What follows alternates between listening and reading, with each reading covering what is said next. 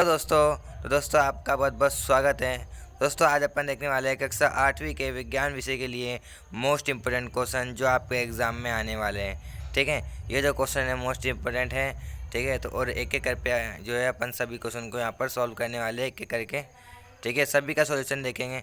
तो चलिए स्टार्ट करते हैं। क्वेश्चन नंबर फर्स्ट से, फसल के दोनों दानों को भूसे से अलग करना कहलाता है। जो फसल होता है, जो गेहूँ होता है ना, गेहूँ के जो दाना होता है उसके ऊपर एक जो है छिलका होता है ना, छिलका ऊपर, उसको जो है अलग करना क्या कहलाता है? तो वो कहलाता है दोस्तों अपना, क्या कहलाता है वो अपने थ्रेसिंग। ठीक है, क्या कहलाता है अपना यहाँ पर फर्स्ट का आएगा आपका थ्रेसिंग। थ्रेसिंग बोलते हैं। ठीक है, एक मशीन होती है जिसके अंदर जो गेहूँ को डालते हैं, वो गेहूँ क्या कर, वो जो मशीन क्या करती है, गेहूँ के दानों को अलग कर देती है और वो भूसा होती है जो उसे अलग कर देती है।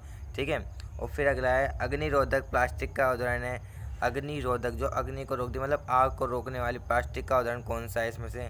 इसमें है जो है पॉलीथीन है। पॉलीथीन जो अपनी पन्नी आती है ना, वो तो जल जाती है, वो नहीं है। नाइक्रोम भी नहीं है, पीवीसी भी नहीं है जो अपने पाइप होते हैं, तो वो है अपना मेलामाइन। ठीक है, मेलामाइन यहाँ पे राइट ऑप्शन आ जाएगा। दोस्तों एक यहाँ पे पीवीसी की जो फुल फॉर्म कमेंट करना ज़रूर। ठीक है, पीवीसी की फुल फॉर्म क्या है यहाँ पर? आगे चलते हैं। निम्न में से आदात वर्तनीय नहीं है। ठीक है, अब दोस्तों इसका मतलब क्या होता है इस शब्द का? इस शब्द का मतलब होता है कोई भी है ना एक ऐसी धातु होती है। ठीक है, ये धातु होती है, इसको पीट कर जो है लंबी चादर में बदलते हैं। ठीक है, इसको पीट कर एक लंबी चादर में बदलते हैं, उसको जो है आदात वर्तनीय कहलाते हैं। ठीक है, तो यहाँ पर कौन है, यहाँ पर ऐसा जो है नहीं है, यहाँ पे बताना नहीं है। बाकी एल्युमिनियम, सिल्वर और लोहा, ये सभी जो धातु होती है ना अधात वर्तनीय होती है। तो यहाँ पे पेंसिल लेड। पेंसिल लेड क्या होता है दोस्तों? वो अपना जो होता है ग्रेफाइट होता है। ठीक है, अधातु होता है। ठीक है, तो ये अधात वर्तनीय नहीं होता। अगला है नेफ्थलीन की गोलियाँ बनाई जा सकती है। किससे बनाई जा सकती है? कोयले से बनाई जा सकती है, कोयले गैस से, कोक से, या कोल तार से। दोस्तों अपने आएगा कोल तार से। ठीक है, आगे देखते हैं अपन। पृथ्वी का वह भाग जहाँ सजीव पाए जाते हैं।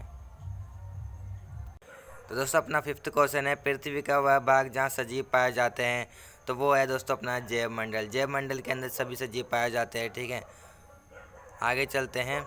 स्नेक द्वारा घर्षण का मान कब कम किया, जो है मान यहाँ पर कम हो जाता है। अब दोस्तों ये स्नेक है ना, क्या होता है, जैसे कोई भी तेल होता है, एक ग्रीस रहता है ना, तो घर्षण जो है उससे लगाने से, किसी वस्तु पर उसको लगाने से, तो उसका घर्षण का मान जो है कम हो जाता है। ठीक है, आगे चलते हैं।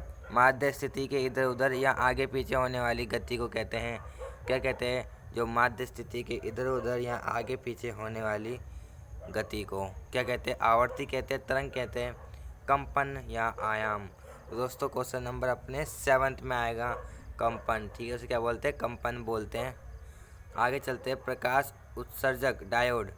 ठीक है, एलईडी की फुल फॉर्म है ये, आना अपनी हिंदी में लिखिए। ठीक है, इंग्लिश में आप बताना एलईडी की फुल फॉर्म क्या है। ठीक है, के साथ जुड़े लंबे तार को जोड़ा जाता है। बैटरी के डैश सिरे को धन सिरे को जोड़ा जाता है। ठीक है, आगे चलते हैं। 26 जनवरी 2001 को भारत के जिस क्षेत्र में बड़ा भूकंप आया था वह क्षेत्र था, कौन सा क्षेत्र था जिसमें भूकंप आया था? दोस्तों ये डेट भी याद रखिएगा कि जिस दिन 26 जनवरी थे, गणतंत्र दिवस थे। ठीक है, उस टाइम पे गुजरात के भुज में।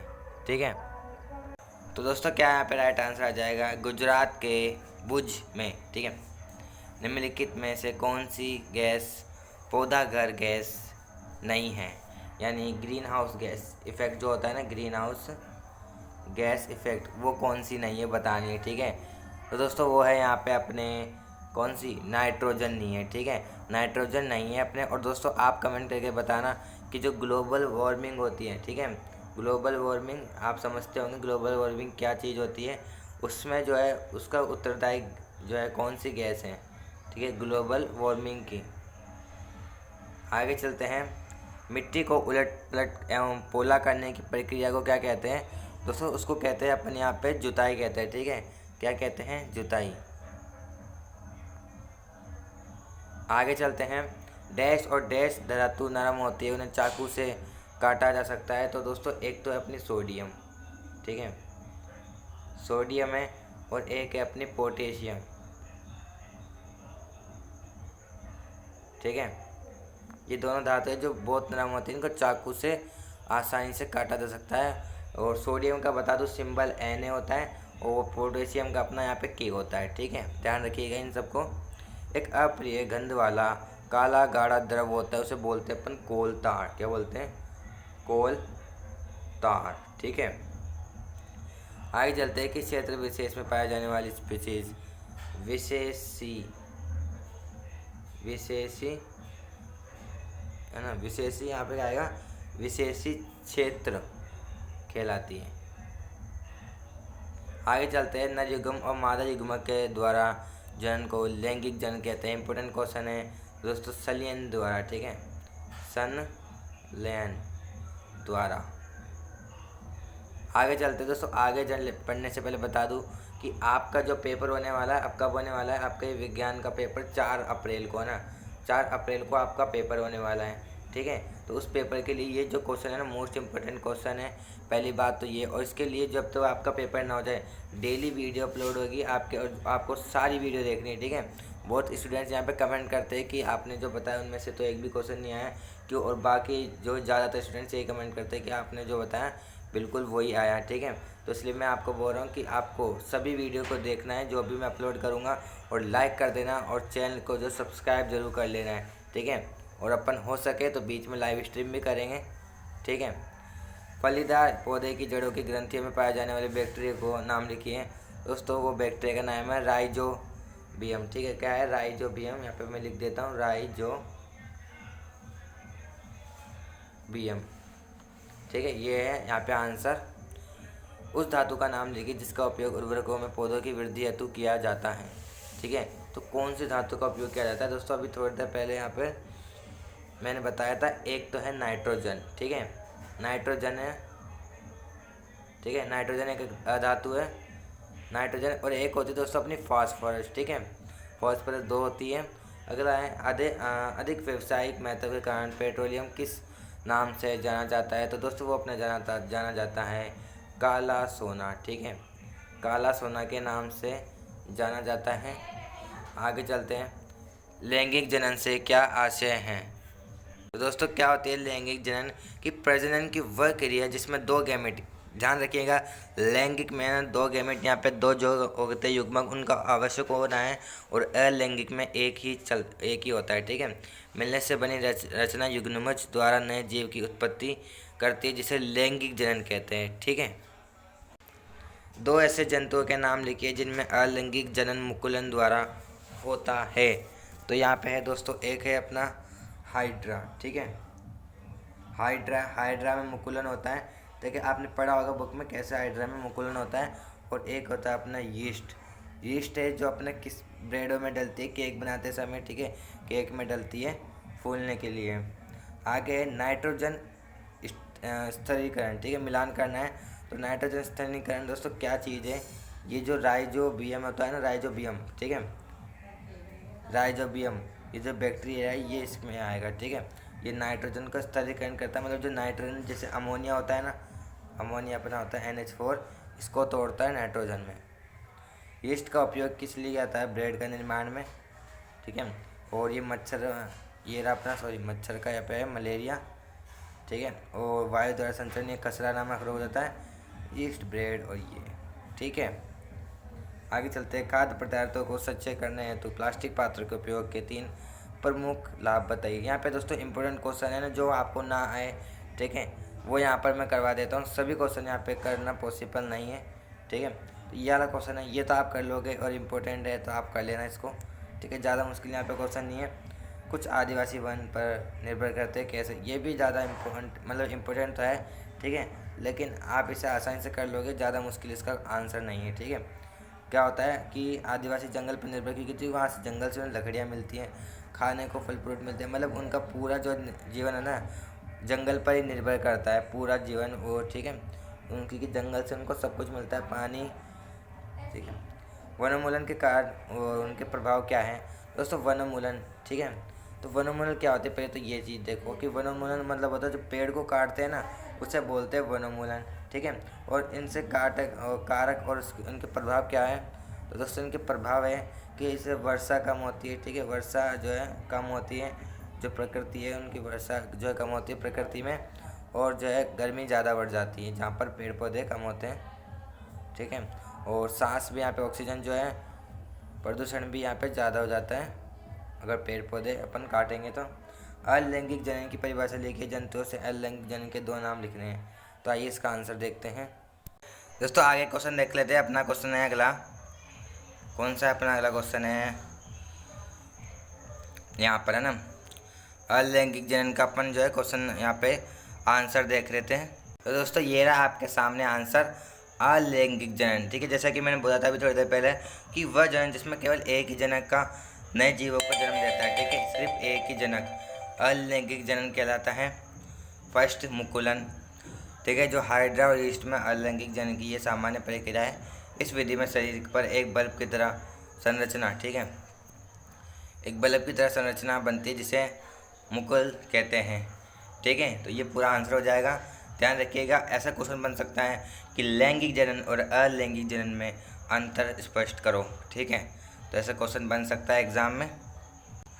तो ये क्वेश्चन अपना हो गया, ठीक है। तो यहाँ पे जंतुओं के नाम भी बता दिए मैंने, हाइड्रा और यीस्ट।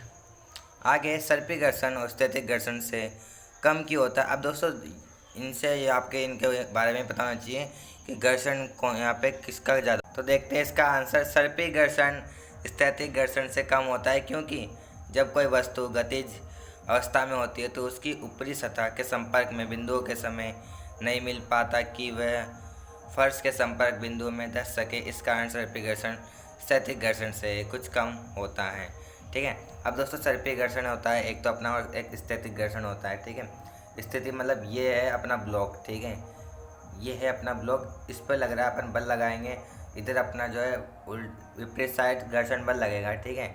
ये भी बल होता है और ये भी बल होता है, दोनों तरफ बल लगते हैं। सर्पी घर्षण क्या होता है, सर्पी मतलब आपको सर करने वाला, मतलब कैसा होता है, मतलब ये इसमें जो वस्तु होती है ना ऐसे होती है, ऐसे, ठीक है, ऐसे जो है यहाँ पे अगर आप सूक्ष्म देखोगे तो ऐसे होती है। तो इसके अंदर क्या है, ये जो बिंदु होती है ना, ये कम मिली होती है सर्पी घर्षण में, और स्थैतिक घर्षण में यहाँ पे अच्छे से मिली होती है।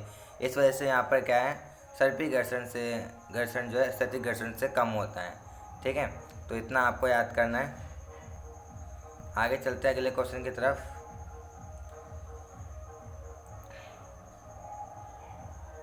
अगला क्वेश्चन है कौन सा अपना, अगला क्वेश्चन है आग लगाने के समय, ठीक है। ये है पहला, तो ये वाला दूसरा है, ये है अपने इनमें बताना कि जो कौन सा भाग इसमें कंपित होता है, ठीक है। ढोलक में अपना ऐसा ढोलक होता है, ठीक है, ये ढोलक होता है, इसका जो ये पर्दा होता है ना, ये यहाँ पर कंपन करता है, ठीक है। सितारे में यहाँ पे ऐसा सितारा होता है इस प्रकार का, जिसमें तार लगे रहते हैं, तो ये वाले जो तार होते हैं ये कंपन करते हैं। बांसुरी में दोस्तों जो अपनी बांसुरी होती है ना, इस प्रकार की बांसुरी होती है, उसके अंदर जो है कंपन क्या होता है, यहाँ पे छेद होते हैं, उस जो अपनी आवाज़ के जो अणु होते हैं उनसे कंपन होता है यहाँ पर।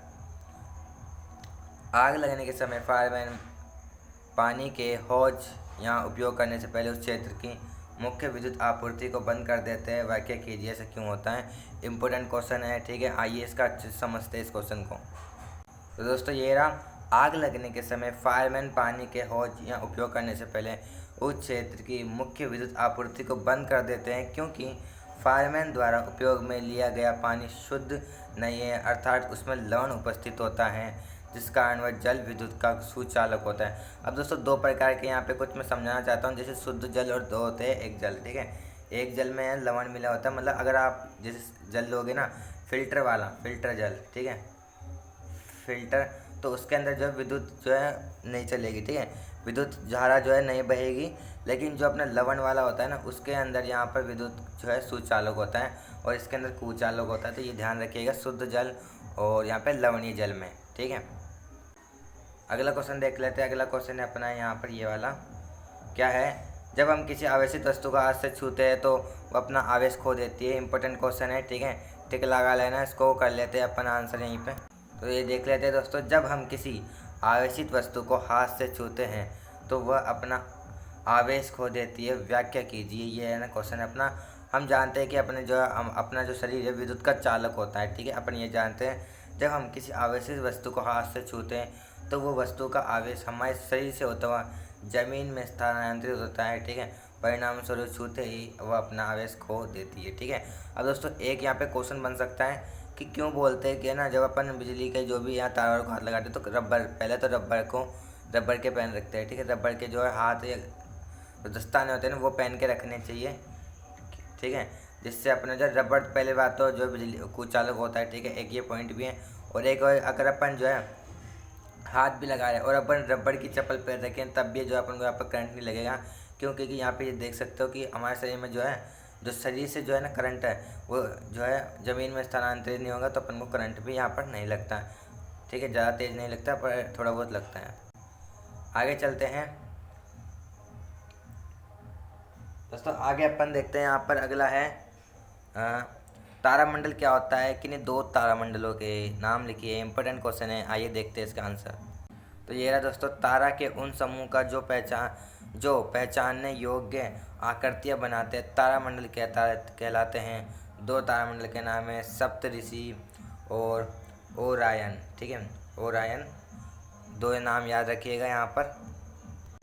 आगे चलते हैं दोस्तों, आगे है अपना कौन सा क्वेश्चन है आगे, ये वाला है ना, ये रहा CFC वाला, ठीक है। CFC का पूरा नाम लिखना है, इसका तो आंसर आपको कमेंट करना, CFC का पूरा नाम, ठीक है। CFC का पूरा नाम कमेंट करना। और इसका उपयोग कहाँ किया जाता है, इसका उपयोग किया जाता है दोस्तों अपने फ्रिज होता है ना, इसको अंदर इसका उपयोग किया जाता है CFC का।